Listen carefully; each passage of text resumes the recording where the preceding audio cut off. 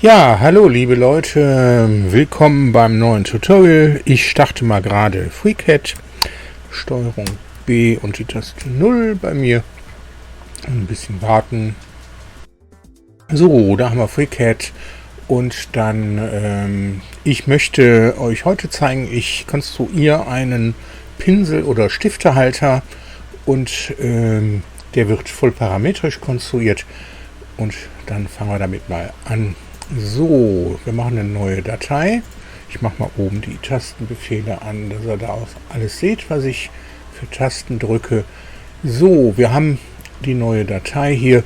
Und zwar diesen Stifte- oder Pinselhalter, den konstruiere ich genau falsch rum. Also das heißt, das oberste nach unten, das mache ich, weil ich mit dem oberen Teil beginnen möchte. Und ich fange ja immer irgendwie bei X, Y an. Ich will nicht ins Negative konstruieren bei den Koordinaten. Also machen wir es auf dem Kopf stehend. Kann man hinterher beim Slicen einfach umdrehen. Beziehungsweise der Oberteil wird genauso gedruckt eben auf dem Kopf. So, wir haben eine neue Datei. Es wird ein neuer Körper erstellt. Und zwar, den nenne ich einfach mal Taste F2 Job für das obere Teil. Und ein zweites Teil, das heißt, wie gesagt, Bottom. So, kann man auch deutsche Namen geben, aber ist an sich relativ egal. Da machen wir Doppelklick auf Job, damit fangen wir an. So ein Pinselhalter ist so ein rundes Teil mit einem Boden und mit einem Oberteil und da sind dann so Löcher drin, kreisrunde Löcher, in die man so Pinsel oder Stifte reinstellen kann. Also was machen wir als erstes noch dazu? Wir haben die beiden Teile hier und zwar kommt noch wegen der Parametrik, gehen wir kurz in Spreadsheet-Mode und machen eine neue Tabelle, die, wie man das bei mir gewöhnt ist, AAA heißt und dann können wir loslegen. Gut, wieder in den Part Design Modus. Zunächst wird eine Zeichnung generiert in diesem Körper und die kommt auf die XY-Ebene, wie vorhin schon angekündigt. Und einmal OK. Und da zeichnen wir jetzt, beziehungsweise wir gehen erstmal schließen das Ganze. Ich möchte direkt von Anfang an hier die Tabelle auch sichtbar haben. Also machen wir hier Fenster anordnen. Das Fenster kann man uns jetzt hier so rüberziehen. Und das dann auch. Darin konstruieren wir, da kommen die Parameter rein. So, vielleicht fangen wir mit den Parametern an. Also wir haben einmal einen Parameter, der Durchmesser des Kreises, der oben drauf kommt, der große Kreis. Das nennen wir jetzt mal DM Top. Für Durchmesser DM für Durchmesser, und das wird 100 mm. Dann haben wir DM Bottom. Und der wird 105 mm. Wir machen mal 110. So, dann haben wir, da kommen so Füße drauf, normalerweise 3 Stück, die dann in den unteren Teil so reingesteckt werden und verklebt werden. Und das können 3, 4 oder 5 sein. Das kann man halt frei definieren, soll man frei definieren können. Und diese Füße, die kriegen gewisse Ausmaße. Und zwar, die die hören genau hier, also der im Top, der Durchmesser, das ist auch für diesen Fuß ein Maß, aber dann kriegt der Fuß, wir können es ruhig Fuß nennen, also eine Breite, die soll 10 mm sein, eine Tiefe, T-Fuß, und das wird 5 mm. So, dann wird der Fuß, wie gesagt, mehrfach darum gedreht. Also haben wir, machen wir Deutsch, ans Fuß, und das werden standardmäßig 3. So, dann können wir eigentlich hier schon mal anfangen zu konstruieren, weil die Löcher mache ich halt später rein. Obwohl, machen wir das? Ja, komm. So, ich habe jetzt hier den Sketch generiert und da machen wir erstmal einen Kreis. Der wird hier so konstruiert. Markieren, Durchmesser, dann hier AAA. Punkte im Top, aber ich habe vergessen, die zu definieren hier. Das heißt, wir gehen aus dem Sketch heraus. Ich habe mir hier mein Makro Alias Manager. Das heißt, wir gehen hier jetzt erstmal bis zur Nummer 6 und dann habe ich die Aliases schon definiert. Können das schließen. So, dann können wir es wieder aufmachen. Die Zeichnung, Durchmesser auf dieses FX-Symbol hier, AAA.dmTop. So groß ist das Teil also. Und mehr brauchen wir da erstmal gar nicht machen. Der wird aufgepolstert.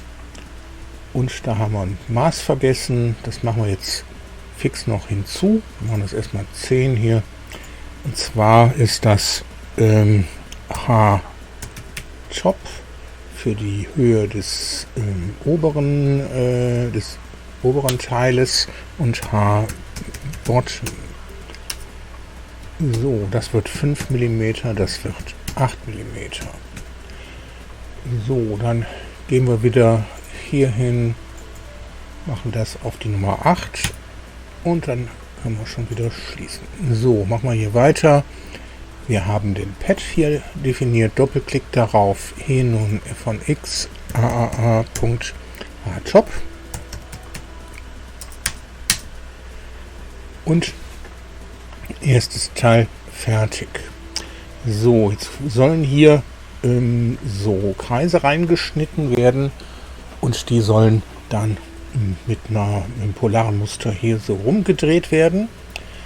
Das heißt, wir müssen eine neue Zeichnung erstellen. Die mache ich wieder auf der XY-Ebene. Das heißt, ich mache das hier mal gerade sichtbar. Wir selektieren die XY-Fläche, einmal Zeichnung. Das hat er jetzt nicht gemacht, können wir auch hier machen. XY.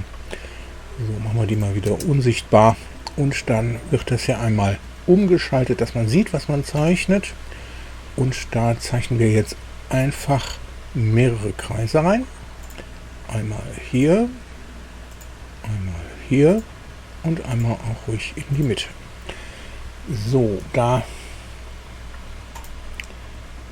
diese Kreise müssen jetzt wieder Parameter bekommen. Das heißt, das kommt hier rein.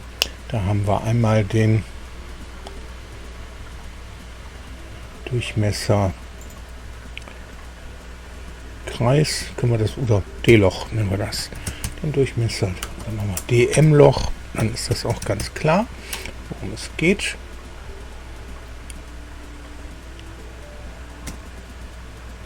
Ich bin zu schnell. Machen wir die Füße hinterher. DM-Loch, das machen wir 14 mm. Dann haben wir einen Kreis für den äußeren, für die äußeren Löcher, einen Kreis für die inneren Löcher. Das nennen wir mal DMKR innen und DMKR außen. So, dann geben wir Maße, das wird mal 75 mm. Das hier wird, machen wir mal 38 mm. So, wir haben wieder neue Parameter. Also machen wir da mal die 11 hin. Und dann haben wir auch die übernommen. Und können es schließen. Wir gehen wieder in die Zeichnung rein, die wir gerade gemacht haben. Wechseln hier hin, da haben wir die 3 Kreise. Erstmal diese 3 Kreise kriegen alle denselben Durchmesser. Diese 3 Kreise, die werden alle gleich, also Taste E drücken oder hier auf das Gleichheitszeichen. So, dann können wir hier den Durchmesser bemaßen. Was habe ich da gemacht? DM Loch. So, dann sollen die ja jetzt hier so einigermaßen verteilt werden. Da mache ich jetzt, indem ich vorher hier auf Blau umschalte, machen wir hier einen Kreis und noch einen Kreis um diesen Mittelpunkt. So, der kriegt einen Durchmesser.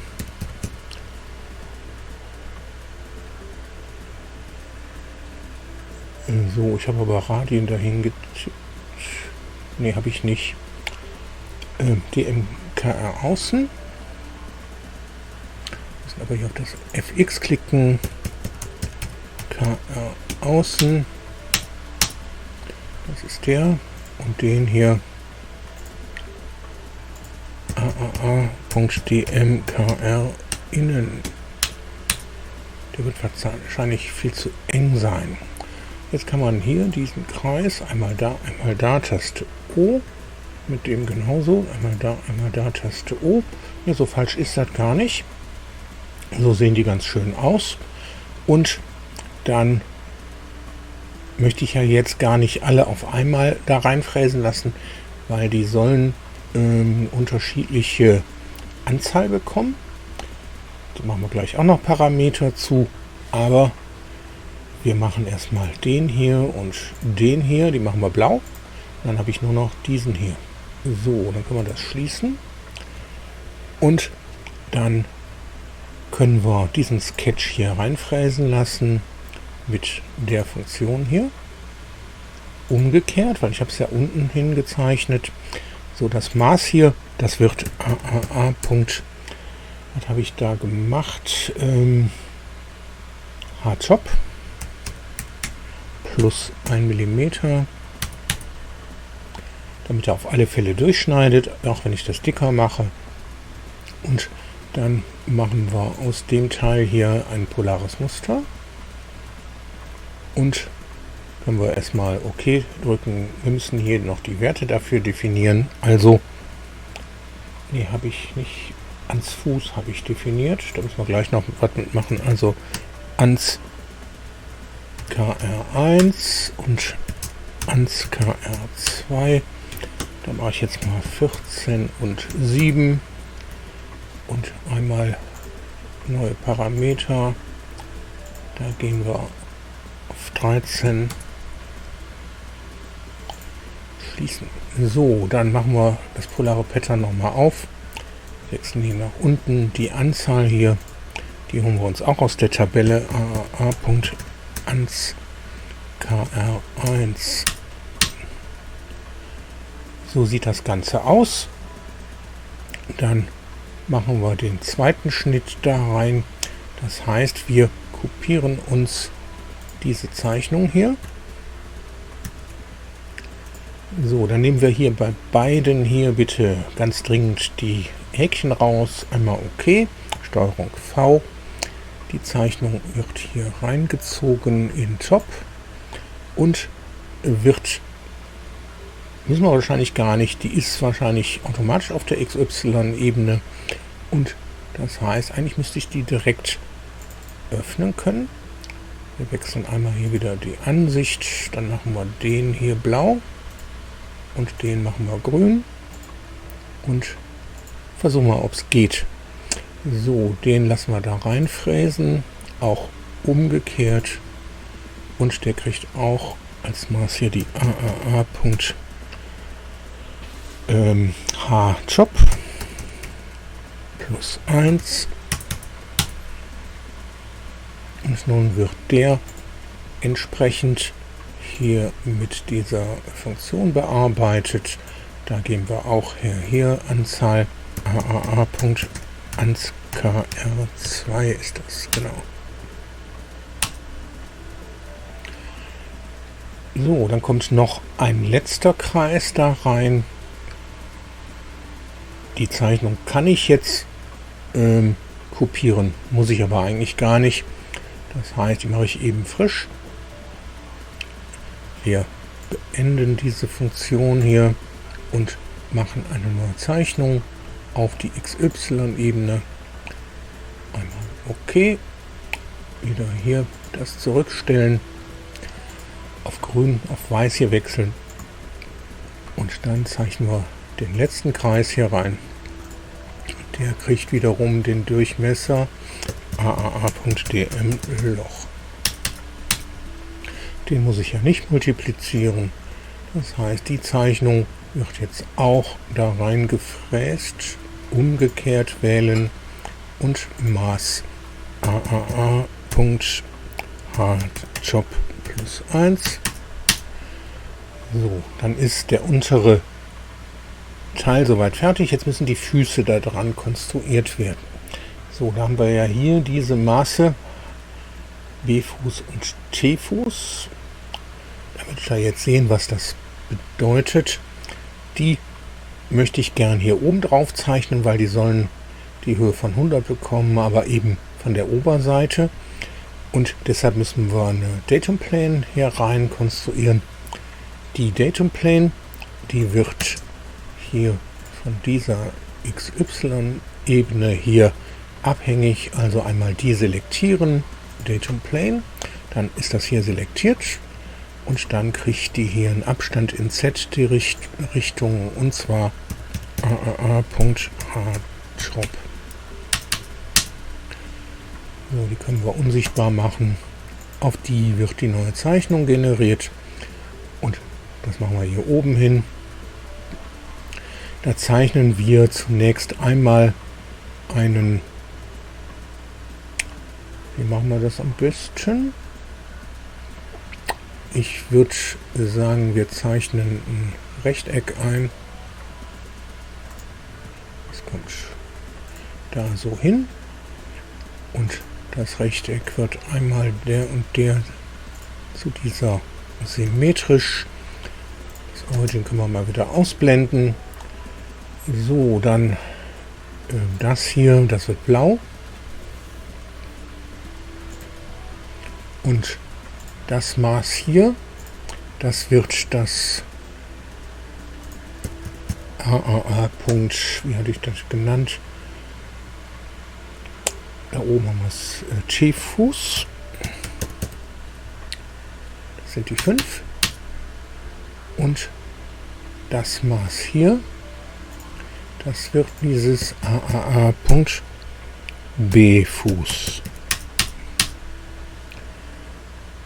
So, jetzt sieht man hier schon, da müssen wir vielleicht ein bisschen mit den Kreisen noch hinterher rumbasteln. Aber jetzt kommt das Wichtigste, der Punkt zu diesem Punkt hier, das kriegt einen Abstand, und zwar der ist AAA.dm-Top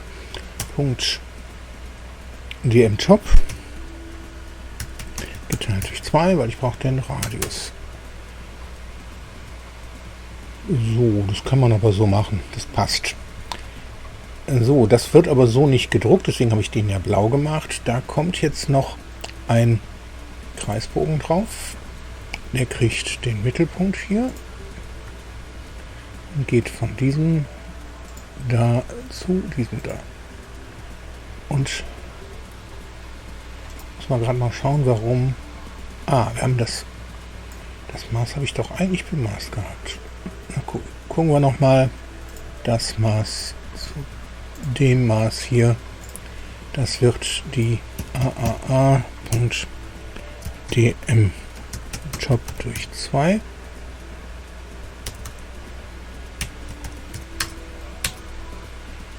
So, jetzt ist das hier auch grün, das heißt vollkommen definiert. Schließen wir. So, und jetzt wird dieser Fuß hier, der wird hochgezogen, das heißt Catch definieren, hier die Aufpolsterung wählen, das Maß hier, das ist AAA. Punkt, habe ich den überhaupt schon definiert? Ich glaube nicht. Die 100 habe ich noch gar nicht.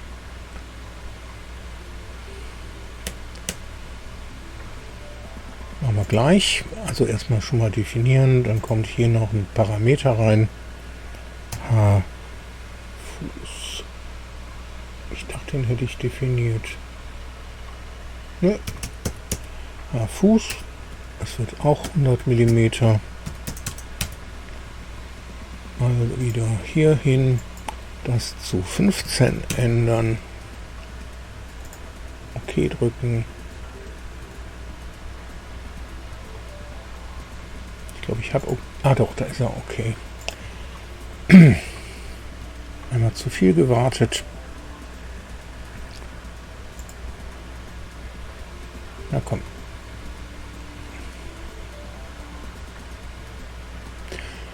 So, dann haben wir den Parameter da drin. Dann können wir jetzt wieder diesen Pad hier doppelklicken. Hier einfach Fuß. Und dann können wir das hier so sehen. Das ist der Fuß, wie er da nach oben geht. Und hier außen ist er so abgerundet. Okay, den setzen wir jetzt, lassen wir so rund laufen, also auch multiplizieren. Und zwar ans Fuß haben wir hier die 3. Und das heißt, wir selektieren den Pad, polares Muster. Und hier, da wird das jetzt einfach zu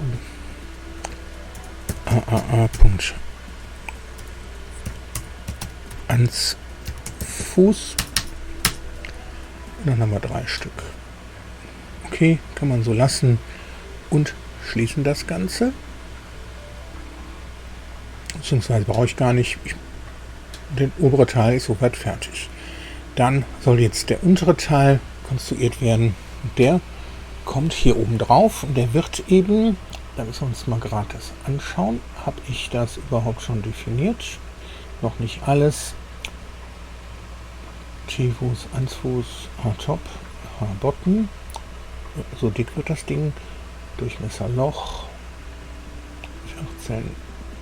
Nee, und zwar, die Füße werden da oben, das Loch wird größer gemacht als der Fuß selbst, damit er überhaupt da reinpasst. Und da mache ich jetzt ein Diff. Wir nennen ihn einfach mal Diff. 0,25 mm. Und der wird eine Tiefe bekommen, und zwar T-Loch. Oder machen wir das mal. Wie habe ich die da? Fuß habe ich die genannt. Dann machen wir die Fußloch. Und das wird 2 mm da rein. So, das sollte eigentlich an Parametern passen. Was wahrscheinlich nicht funktioniert, das sind die 0,25 mm hier. Das wird zu eng. Wenn ich da oben die da so reinfräse, da können wir jetzt aber schon, während wir hier sind, ich definiere einmal das hier neu, dass ich die da mit drin habe. Das heißt hier bis Punkt 16 OK drücken, warten bis das hier gelb wird.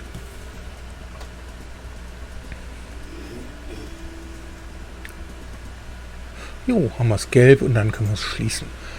So, eine kurze Info. Wenn euch solche Videos wie das hier interessieren, lasst auch gerne ein Abonnement da. Einen Klick auf die Glocke. Ihr werdet halt über neue Videos von mir informiert. Und einen Klick eben auf den Like-Button, Daumen nach oben. Dann bekommt ihr mehr Videos wie dieses, nicht nur von mir, von anderen Leuten präsentiert. So, dann geht es weiter. Also, wie gesagt, ich kann jetzt schon hier diese Parameter hier ein bisschen anpassen. Das heißt, ich kann zum einen die Füße dünner machen, das möchte ich aber eigentlich nicht. Aber wir können den Durchmesser hier einfach mal auf 105 ändern. Und dann wandern die hier einfach nach außen. Und dann haben wir mehr Platz. Das ist doch schon mal nett. Und die 5 mm hier, das reicht völlig aus. Machen wir es so. Und wir können jetzt anfangen, das Teil hier oben drauf zu konstruieren. Dafür brauchen wir, wie gesagt, da wird der Bottom durch Doppelklick selektiert. Da brauchen wir erstmal eine Datum Plane, und zwar die wird konstruiert auf dieser XY Plane hier und einmal Datum Plane und dann wird die nach oben gesetzt in die Z-Richtung. Also die wird einmal Punkt, da haben wir ja die H-Fuß. Das sind die 100 mm. Und dann kommen da noch die, das war H-Top, die Höhe der unteren oder dieser oberen Platte, die 5 mm. Und der Fuß soll ja da 2 mm reinfräsen, also ziehen wir die wieder ab. Also Punkt Fußloch 103 mm und da haben wir die Datum Plane. Jetzt können wir das hier wieder selektieren und dann sieht man da, der sieht jetzt genauso darunter, das sind 2 mm, die dann der Fuß da reingefräst werden soll. Machen wir die Datum Plane unsichtbar. Aber Moment, müssen wir erstmal hier die Enden. Datum Plane wird unsichtbar geschaltet und da soll jetzt eine neue Zeichnung drauf.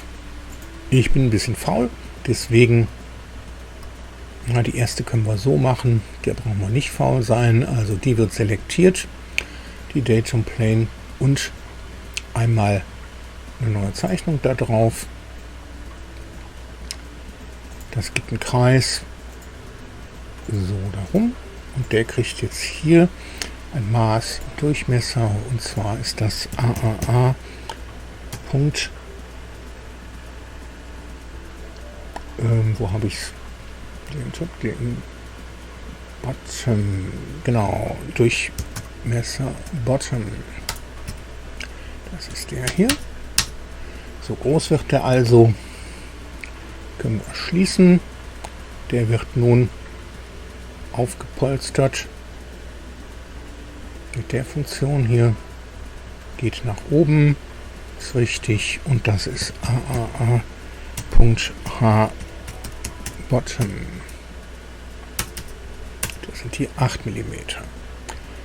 So, die lassen wir jetzt noch mal schön aktiv, weil die brauchen wir jetzt noch mehrfach. Und zwar die Löcher. Nö, die brauche ich eigentlich nicht. Die für den Fuß, ja, da muss ich eine Datum Plane machen. Machen wir erstmal die Fußlöcher rein. Also die wird hier selektiert, die XY-Ebene. Und wir machen nochmal eine Datum Plane. Also ich finde es ein bisschen schade, dass man die Datum Plane nicht einfach selektieren kann und die als neu definieren. Das wäre eine nette Option. Aber jetzt müssen wir hier wieder Punkt, was war das? 100 Fuß plus Punkt Top minus Punkt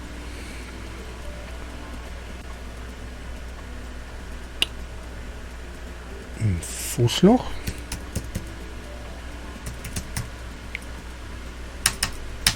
Da haben wir die wieder da. Da machen wir jetzt eine neue Zeichnung drauf. Können wir deselektieren, dann selektieren, das, was die aktiv haben, aber unsichtbar gemacht. Und da wird jetzt genauso der Fuß drauf gezeichnet. Das heißt, einmal neue Zeichnung. Wir klicken einmal hier hin, dass wir das sehen. Und da zeichnen wir jetzt wieder so ein Rechteck rein. Und das wird wieder hier symmetrisch hierzu. So, die können wir jetzt erstmal wieder unsichtbar machen. Nicht deselektieren, unsichtbar machen. So, jetzt kommen die Maße hier. Also das Maß hier, das wird das Maß hier, das wird AAA Punkt, das war T-Fuß plus AAA Punkt Diff, dass es eben größer wird, und das Maß hier, dann machen wir dasselbe.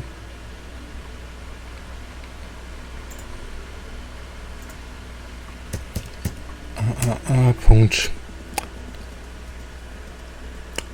B-Fuß Ach, Moment, vergessen. Plus A.diff Doppel F. Ja. So, dann wird wieder hier so ein Kreisbogen reingezeichnet. Das heißt, hiermit, den müssen wir schon richtig machen, einen Kreisbogen von dem Mittelpunkt zu diesem Mittelpunkt hier zu diesem Punkt da. Der wird blau. So, und dann können wir noch das Maß hier definieren. Und zwar, das wird auch ein Durchmesser. Ne, das wird kein Durchmesser, das wird ein Maß. So. Und das wird wieder die AAA.dm Top. Und dann plus AAA.diff durch 2. Da ist irgendwas falsch. Ja klar.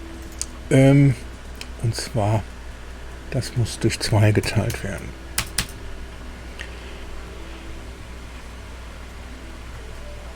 So, dann ist das Fußloch auch definiert. Mit dem Diff-Wert den muss man größer machen. 0,25 ist wahrscheinlich zu wenig. Ich denke, müssen wir einen halben Millimeter nehmen, damit das richtig reinpasst. Kann man gleich noch ändern. So, wir haben das Fußloch da drin. Das hängt jetzt hier unten dran. Das kann man hier auch sichtbar machen. Wenn wir den hier, da ist das Fußloch. Und da machen wir jetzt einfach hier eine Tasche. Umgekehrt, und die kriegt ein Maß, und zwar AAA.Fußloch, und dann ist die wirklich nur 2 mm da rein. Einmal okay. Das wird wieder gedreht, mehrfach, das heißt mit dem polaren Muster, und das hier, die Anzahl ist wieder AAA. Was hatten wir da? Die 3 habe ich hier irgendwo ans Fuß. Okay. Ans Fuß. Dann sind die 3 Löcher da drin. So, jetzt kommen diese Löcher hier rein für die Pinsel. Das mache ich mir jetzt ein bisschen einfacher. Und zwar, da brauchen wir keine Datum Planes mehr. Das heißt, ich kann jetzt einfach das so platzieren. Und ich zeichne, können wir uns eine Kopie holen. Das heißt, gucken wir mal die Pocket hier. Das müsste eigentlich das sein. Genau, den Sketch hier. Den kopieren wir uns jetzt. Steuerung C. Die beiden werden ganz dringend deaktiviert. Dann einmal Steuerung V. Da ist die Zeichnung, die ziehen wir hier rein. Und die liegt auf der XY-Ebene, und da kann sie auch gerne liegen bleiben. Das heißt, wir einmal anzeigen, das deaktivieren, und dann sehen wir hier, ist genau richtig die Zeichnung. Das heißt, der wird jetzt einfach eine Tasche, und zwar umgekehrt durch alles. Und dann ist er da drin. Dann können wir da erstmal ein polares Muster von machen. Und da haben wir wieder hier die Anzahl. So, wie hatten wir das? Ans KR1. Okay. AAA.ans KR1. Die 14 Löcher. So, dann machen wir die Zeichnung bitte noch einmal. Und wiederum hier beide deselektieren. Okay, Steuerung V. Jetzt ziehen wir uns auch hier in den Körper rein und Doppelklick einmal anzeigen lassen. Du wirst können wir, glaube ich, beide selektieren. Einmal blau drücken und dann wisst ihr blau und der grün. Genauso will ich es haben. Schließen das, machen wiederum eine Tasche umgekehrt durch alles. Und da machen wir jetzt auch das polare Muster mit der Anzahl ans KR2. Das heißt, polares Muster wählen. Hier das AAA.ans KR2 sind die 7. Und den letzten, den zeichnen wir jetzt selbsttätig. Das heißt, einmal einfach eine neue Zeichnung machen auf der XY-Ebene und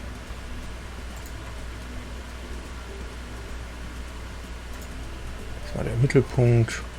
Ja, müssen wir doch sichtbar machen. Macht schon mehr Sinn. So, da ist der Kreis. So, der kriegt hier den Durchmesser. Das ist AAA. Das waren die 14 mm DM Loch. Ist das. Und schließen das Ganze. Dann machen wir jetzt auch eine Pocket umgekehrt durch alles. Und dann ist auch das Loch da drin. Und dann machen wir das Topteil wieder sichtbar und unser Pinselhalter ist fertig. Und der ist jetzt voll parametrisch. Das heißt, wenn ich jetzt einen Pinselhalter haben möchte, das sind jetzt hier Löcher von 14 mm. Es gibt aber entsprechende Teile, die vielleicht einen größeren Umfang haben, nicht Umfang, größeren Durchmesser, die hier gar nicht reinpassen würden. Dann muss ich halt die Löcher definieren und muss größer machen, muss aber auch die Anzahl natürlich anpassen. Und wenn man sowas machen möchte, habe ich schon gestern mal ausprobiert, sowas zu machen. Dann geht man folgendermaßen vor. Also den brauchen wir erstmal nicht mehr. Und zwar, ich gehe her und mache erstmal diesen Bottom unsichtbar. Den muss man hinterher dann noch entsprechend anpassen. Und wir schauen uns das aus der Top-Ansicht an. Und dann weiß man ja, ich entweder von meiner Frau oder eben aus eigenen Tests, wie groß müssen denn die Teile sein. Also wir gehen jetzt einfach her und ändern den Durchmesser Loch auf, sagen wir mal, 21 mm. So, und dann sieht man, da kommt was raus, das ist totaler Müll. Was macht man? Man macht erstmal die Pocket hier sichtbar und dann hier das Polar Pattern. Dann ändert man jetzt den Wert ab für ans KR1, die 14. Und da machen wir jetzt mal eine 10 raus. Ja, das sieht ganz gut aus. Ihr merkt, ich habe das gestern schon mal gedruckt. Also, aber ich sag mal, sonst wird man eben hier 7, wird man da 12 eingeben. Nee, passt nicht. Macht man 8, ist zu wenig. Macht man 10, dann passt es. So, dann wählt ihr jetzt die zweite Pocket hier aus. Dann seht ihr, der Kreis, der stimmt so auch nicht. Und der innere Kreis hier, der stimmt noch viel weniger. Also muss an sich das Teil an sich schon größer werden. Das heißt, wir machen den Durchmesser hier schon mal größer auf 115. Und dann können wir den ans KR1, nicht ans KR1, den, wo habe ich den? Muss ich jetzt selbst gucken. Ach, hier Durchmesser KR innen und außen. Den hier, den können wir ein bisschen größer machen. Machen wir mal auf 85. Ja, ist ein bisschen zu groß dafür. Machen wir mal auf 80 oder 82.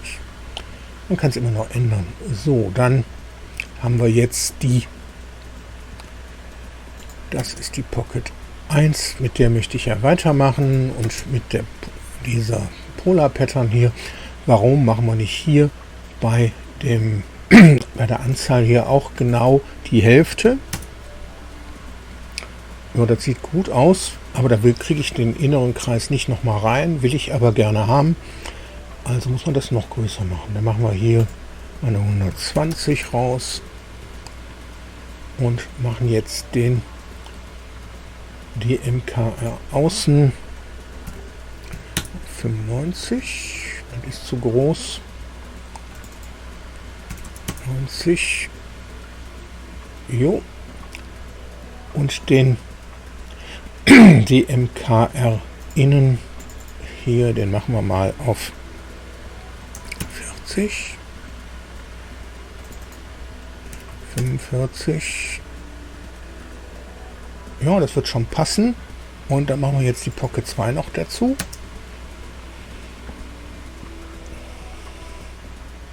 Da könnte man so drucken. Und ist vielleicht hier ein bisschen knapp, aber ist vom Druck her alles gar kein Thema. Dann machen wir jetzt noch den Fuß dazu.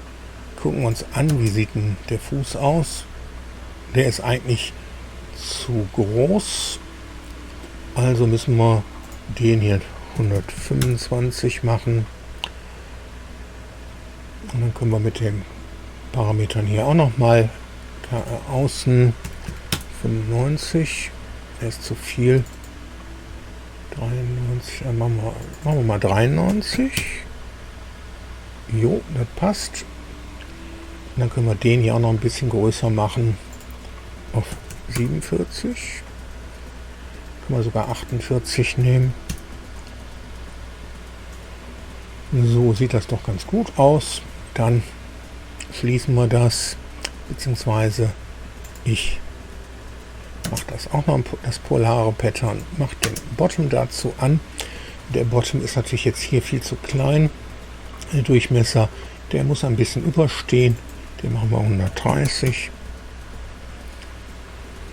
So, und dann haben wir den nächsten Pinselhalter für größere Pinsel, wo aber nicht ganz so viele reinpassen. So, wie gesagt, noch einmal, wenn euch solche Videos gefallen wie das hier, dann lasst doch gerne ein Abonnement da und Klick auf die Glocke. Ihr werdet über neue Videos informiert. Und damit danke fürs Zuschauen.